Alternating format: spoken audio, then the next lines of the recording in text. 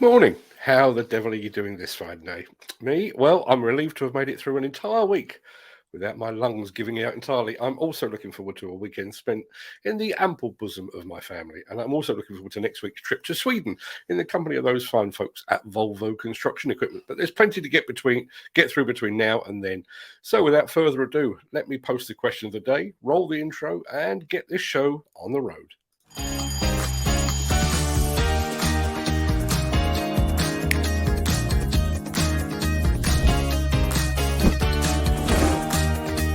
Welcome to the Breakfast Show. I'm your host, Mark Anthony.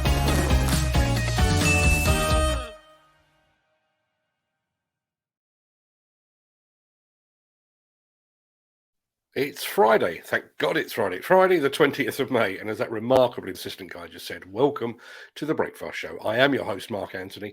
In today's show, we get behind the levers of a Cat 972 wheel loader. We're going to bring you some sandcastle production on a mammoth scale. We've got an element that's called There's Got to Be a Better Way. You'll see all about that in just a second. And we're going to look at the possibility of a future of demolition by subscription. We'll get to all of that in just a second. But first, let's see who among the rich and the shameless will be celebrating a birthday on this day of days. Happy birthday! And it's many happy returns to Hollywood icon actor James Stewart and to the Hewlett half of Hewlett Packard, Bill Hewlett.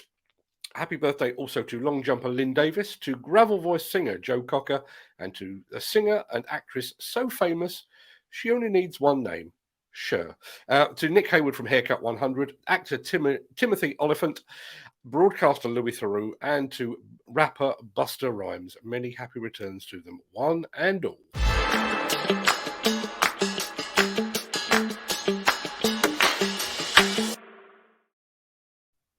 Yesterday afternoon, I received a new report from the Association of Equipment Manufacturers, or the AEM, over in the US, and very good it is too. Let me show you what it looks like. The report is entitled The Future of Building, and it was produced by some of the keenest minds from companies including Volvo and Trimble, and it's set out to explore how the construction equipment sector might look in the very near future. You can actually grab a copy of the report yourself using the link that I'm about to post in the chat. If you bear with me one second, I'll do that right now. Probably should have had this prepared before we came on here, but there you are. Right, okay. You should be seeing that in the chat roughly now, I hope. As you might expect, and let me just get rid of all of that. Yeah, as you might expect, some of the content is predictable. The electrification of the compact end of the sector, job site connectivity, autonomous equipment development, and a reduction in the number of people on site, all of which we've talked about in the past. But there was one area in particular that really caught my eye, and that area made mention of a practice that the report calls equipment as a service, or EAAS for short. According to the report, construction companies will gain new, innovative ways to access construction equipment and equipment technology, thereby diversifying risk and reducing capital outlays. And if that definition went over your head, what the report is actually talking about here is plant and equipment by subscription. We've mentioned previously on this show, and I think Ken Hatcher has just mentioned it in the chat actually, Rolls-Royce now supplies its aircraft engines on a power-by-the-hour basis, in which airline companies pay for the output of those engines together with things like repairs and preventative maintenance. According to the AEM report, the manufacturing industry has seen similar shifts where companies can lease equipment for a specified period. Payment is based on the output of that equipment and any other services, such as preventative maintenance, that go along with it. The authors of the report believe that the same rules could apply right here in the field of demolition and construction equipment. Under this subscription model, companies can gain access to the newest, most technologically advanced equipment without having to buy it outright. And I want to talk about that more right after this. Hi, I'm Nick Drew, and I'm watching The Breakfast Show. Now, as a concept, there is nothing particularly new here. As I've already mentioned, and as Ken Hatter has mentioned in the chat, Rolls-Royce has been doing this in the aerospace sector for a number of years. And it's not that far removed from the cost per ton equipment supply deals put in place by Caterpillar for its mining customers. Again, a decade or so ago. But there's a difference now. And that difference, which is mentioned elsewhere in the AEM report, is technology. We now have at our disposal machine monitoring systems that would seamlessly facilitate a switch to this pay-as-you-go model. Every aspect of a machine's management can now be analysed remotely, allowing the equipment manufacturer to monitor equipment use hours just as easily as mobile phone providers monitor your data consumption and your call minutes. And there's one other, let me try that again. And there's one, let me do that one last time. And there is one of the other advantages of that subscription model. While the technology behind it might be highly advanced, pay-as-you-go and subscriptions are, for all of us now, familiar territory. Now, quite where all of this leaves rental companies is perhaps something we can discuss after the show, but there are two key advantages to this demolition by subscription model that I can see immediately. The first is that demolition equipment, a high-reach excavator, for example, is by its very nature highly specialized. And because it is so specialized, utilization levels can be frustratingly and costly, prohibitively costly. I've got somebody else's teeth in this morning. Although it's less the case now, the advent of thanks to the advent of the modular boom system, there was a time when high-reach booms spent more time in a cradle in the company yard than they did on site. By switching to a pay-as-you-go model, that would no longer be the case. Companies could call off equipment for the duration of a specific project. And we mentioned this in passing recently when we were talking to Ritchie Brothers. And apparently in America, it's not unusual for companies to buy a piece of equipment, a specialist piece of equipment, through an auction, use it for a specific application or a specific project, and then put it back into the auction a few months later. The second area where I can see this making a difference is another subject that we've touched upon before. There was a time in the not too distant past when a young person starting out on their own could buy an old dog of a machine just to get them started. That machine would be a bit noisy, a bit smoky, and a bit smelly, but it would suffice while they were getting some experience under their belt. With the advent of emissions regulations and the introduction of low emission zones, that concept no longer flies. But what if that young upstart could access the very latest, clean running equipment by using a subscription model rather than having to buy the machine outright? To my mind, that has the potential to level the playing field enormously. I think I'm going to call it a day on that subject now, but I think we're going to check this one out in the after show chat, which obviously will be coming at the end of the show. Be interested to see what your thoughts are.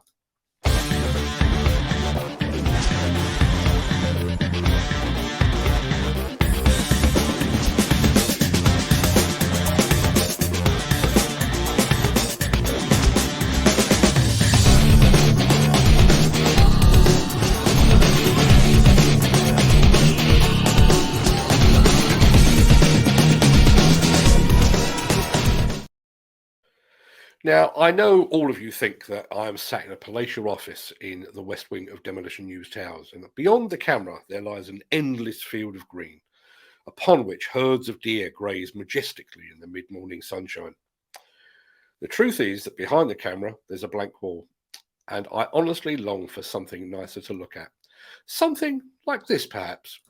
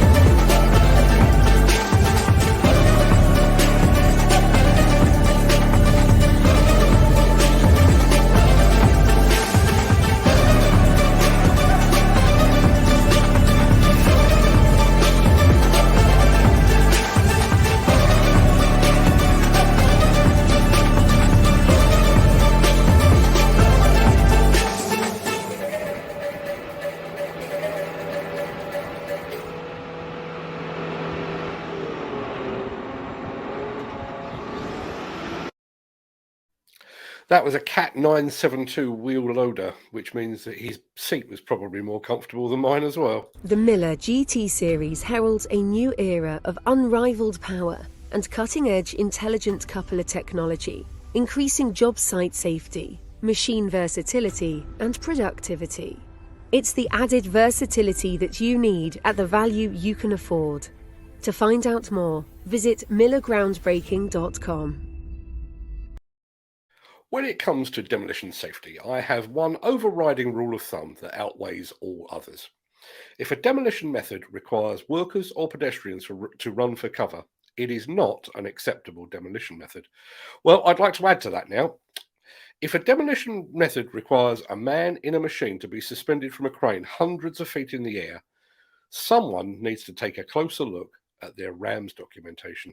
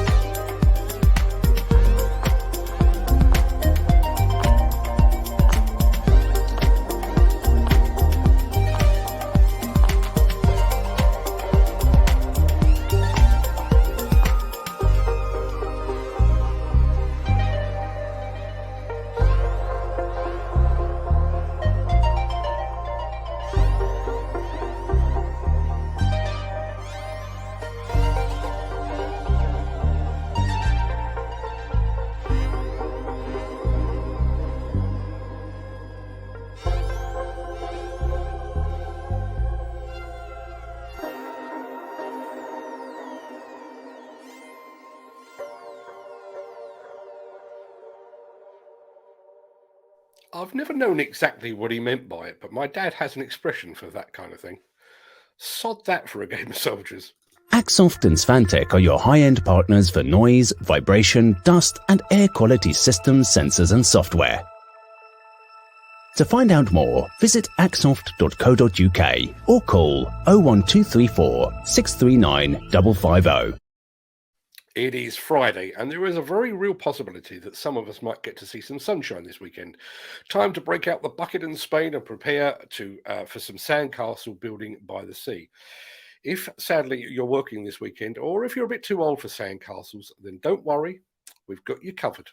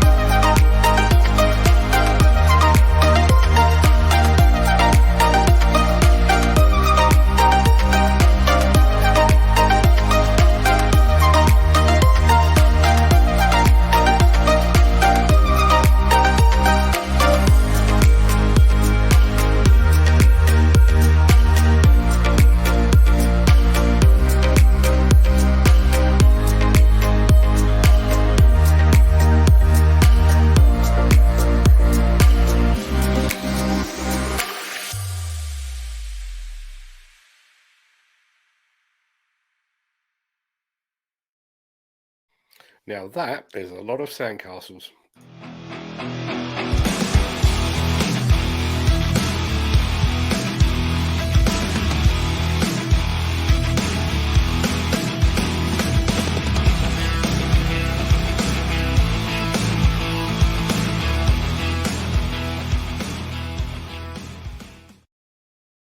Demolition contractors within easy reach of Liverpool, lend me your ears because this one is for you.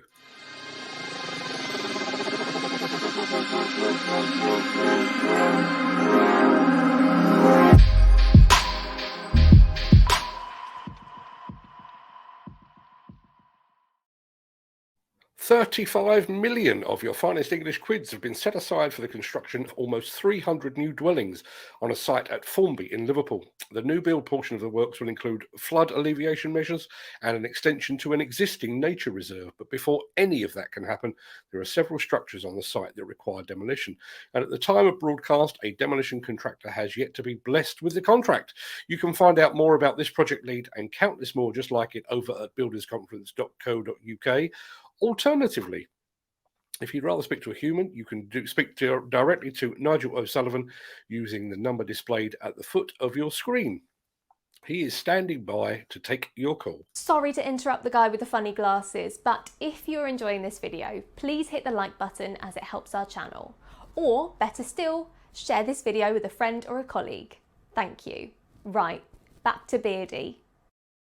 Right, that pretty much wraps up the main part of this morning's show. I'm going to roll the outro in just a second before leaping gazelle-like over into the chat to see what you're all saying today. If you can't stick around for that, then please stay safe, look after yourself, your family, your friends, and your colleagues.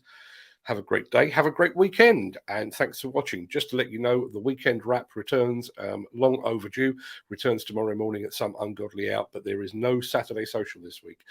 For those of you that do have the time and the inclination, however, I will see you for the after show party. Really? I'll see you for the after show chat, should I say, after this.